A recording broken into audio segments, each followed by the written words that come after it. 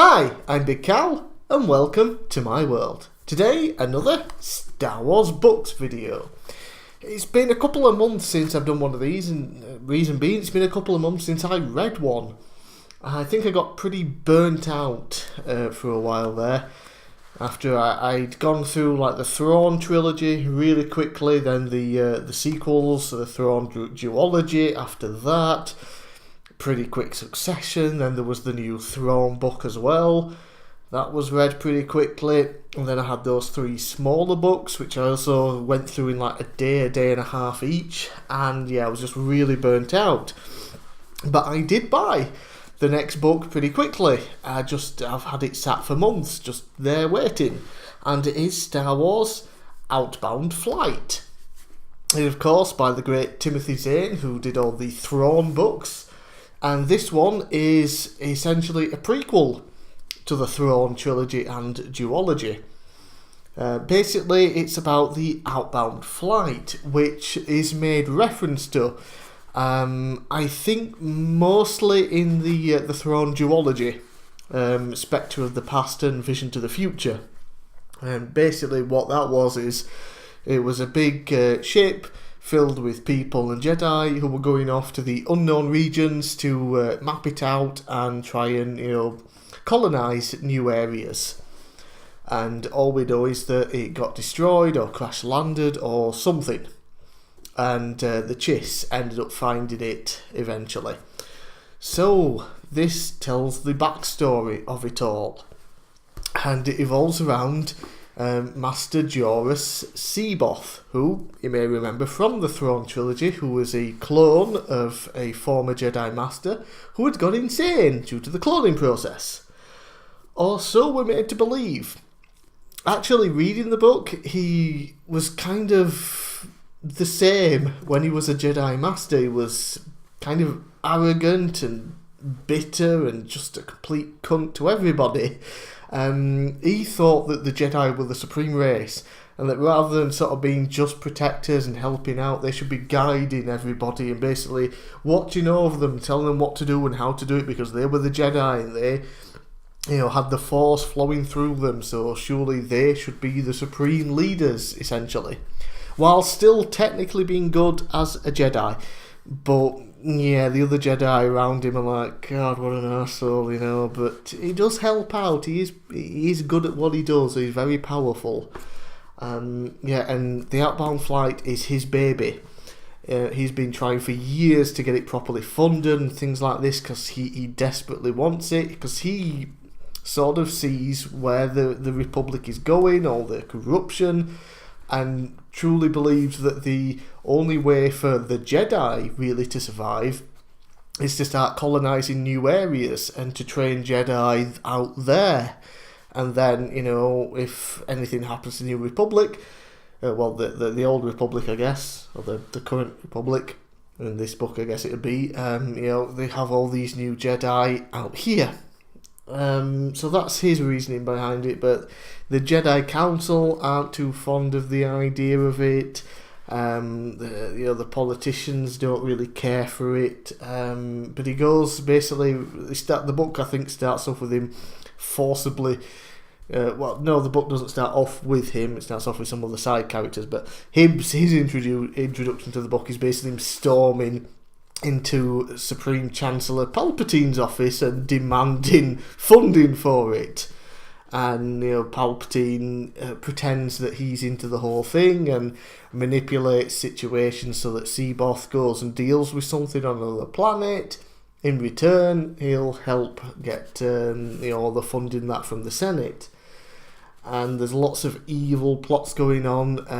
There's a character in this who is Supreme Chancellor Palpatine's special aide or whatever. He's always around him. But at the same time, behind Palpatine's back, he's secretly working for the evil Sith Lord Darth Sidious. Which is amazing because they're the same person, but the guy doesn't know. So he thinks he's going behind Palpatine's back and working with this evil Sith Lord, when they are in fact the same person. So it's quite funny, him trying to hide stuff from Palpatine and going around his back and doing all this stuff and thinking that he's betraying Palpatine and helping this Sith Lord to bring in this new world order, when in actual fact Palpatine is manipulating the fuck out of him all the way through, and it's great. And he's a really good character as well. Let's give his name. See if I can find his name somewhere. Just because I can't remember offhand. Doriana, that's his last name. Yeah, really good character in the book. So part of his deal is to try and set up an assassination attempt on the Outbound flight, because Palpatine fucking hates Jorah C'baoth and sees him as a legitimate threat to what could be his new world order as Darth Sidious, because C'baoth is incredibly powerful. A lot of Jedi sort of question how powerful he really is, but it becomes known throughout the book that, yeah, this guy's a fucking badass. He can do some really amazing things, including something that we saw in the Thrawn trilogy, the Jedi Mind Meld, where he did it in the books where he took over the minds of all the normal humans running the ships, and they can coordinate attacks.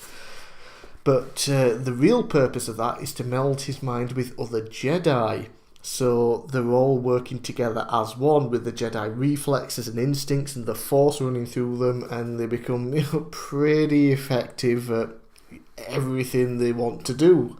So Palpatine sees him as a huge threat, manipulates this whole scenario for him to go to get the Outbound flight up and running, to get as many Jedi as possible on that flight, and then blow it up.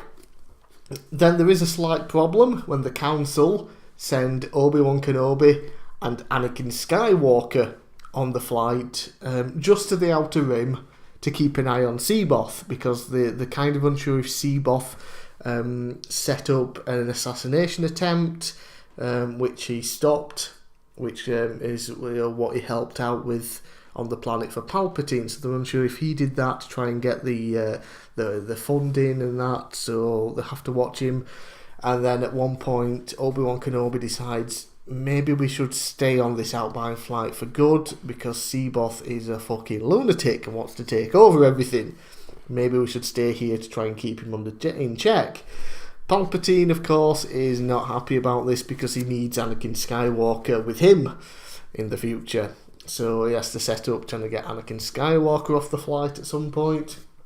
And then, of course, as all this is going on, there's a guy, just checking again, there's so many names, Quento, Jubrak Quento. Basically, he's a smuggler, and he's running from one of the huts. He's got his girlfriend or whatever, Maris, and a newer guy called Cardass with him on the crew. And as they're trying to escape from one of the huts, they accidentally end up screwing up with the hyperdrive and going into the unknown regions, into the Chiss territory, where they are caught by Thrawn. Yes, Thrawn is in fact in this book, which is awesome because Thrawn rocks. So half the book is based around Thrawn learning from Cardass mainly. He gets him to teach him basic, and in turn he tries to teach Cardass the Chiss language and a couple of other sort of similar ones that a lot of people in the unknown regions speak. They'll learn a hell of a lot from each other. You get to see Thrawn firsthand with the being part of the Chiss rather than the Empire, and what he does there, how he is still an absolute military genius, and all these other plans he's got going on. It's all great. And eventually, of course, everything all comes together, and he ends up at one point, discovering the the Trade Federation, the bad guys from the prequels, basically, that started off the whole war. They've got a huge army set up waiting to ambush the Outbound flight. Thrawn shows up with 3 ships, annihilates the fuck out of the entire army, leaving the one main battleship left, which has Doriana on it, who's overseeing the whole project. Of course, so they meet up and they discuss things, and basically Doriana realises just what kind of a being Thrawn is and how much use he could be. So, in secret, takes him to a holoprojector and introduces him to Darth Sidious over the holoprojector, and they have a conversation. And basically, one of the reasons actually that Darth Sidious has for destroying Outbound Flight, aside from getting rid of a bunch of Jedi that he sees as a threat, is that he knows that if Outbound Flight goes past the Chiss territory and into this really unknown region that nobody really knows about, there is a particular threat out there that is far more dangerous than anything you could possibly imagine. So Thrawn agrees to assess the situation and see about stopping Outbound Flight himself. So he takes over the project and things like this, and Outbound Flight finally shows up. And Thrawn at first doesn't want to kill them. He does not want to destroy them because that's who Thrawn is. He only destroys people who are a threat to the Chiss, or things like that. And he offers them to turn around, go home, or at the very least go around the Chiss space and go to the unknown region at a different location. If they go straight through, they'll go to that enemy. They refuse, and there's a huge battle. There's also some other enemies that show up that came earlier in the book. There's a big battle, and unfortunately Thrawn does basically kill almost everybody on Outbound Flight. A few dozen people survive, but there's like Chiss people that want the Outbound Flight for themselves, for one of their families. There's like 9 controlling families. And the 5th family want the Outbound Flight for themselves, for the technology, but that all the balance of power will go into their hands rather than throughout the Chiss. So the 5th family will be like the main one, and Thrawn doesn't want that to happen, so he sets it up so that Outbound Flight is able to get the fuck away.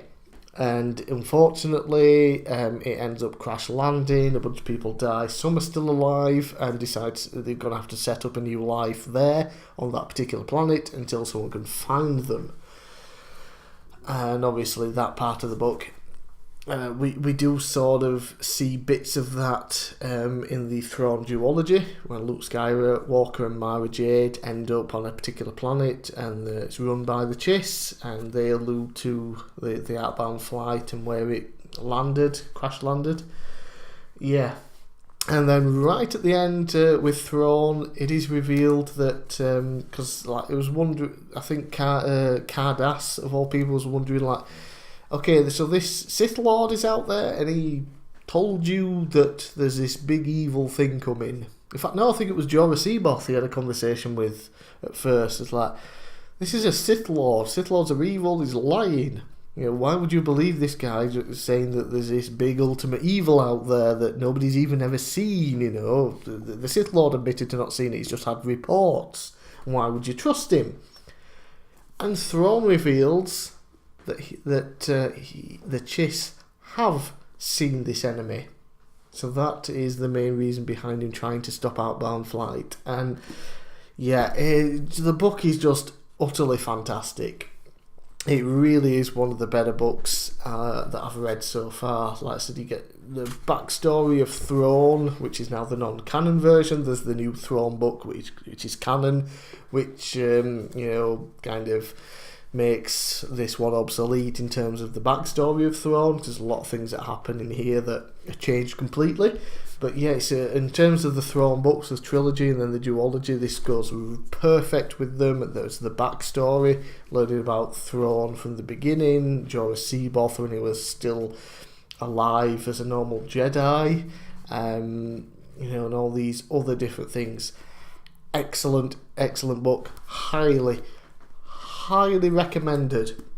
Although I think I would probably recommend reading the Thrawn trilogy and duology first and then going to this. It's kind of like the original Star Wars trilogy, and then you watch the prequels rather than episode 1, 2, 3, 4, 5, 6. You watch 4, 5, 6, 1, 2, 3, because just makes more sense to do that. I think that's a good way to go with this. Definitely. Wow, yeah, so excellent book, and I've already ordered the next book that I want to read, which is again by Timothy Zane, and it takes place after the Throne duology, and I believe it's when Luke Skywalker and Mara Jade actually find the remnants of Outbound flight, and it builds up to the unknown enemy that we hear so much about in this book and the later Throne books. So highly recommended this book. Definitely give it a read after you've read the Throne trilogy and duology. So I'm Big Cal. Thanks for watching, and I'll see you again next time.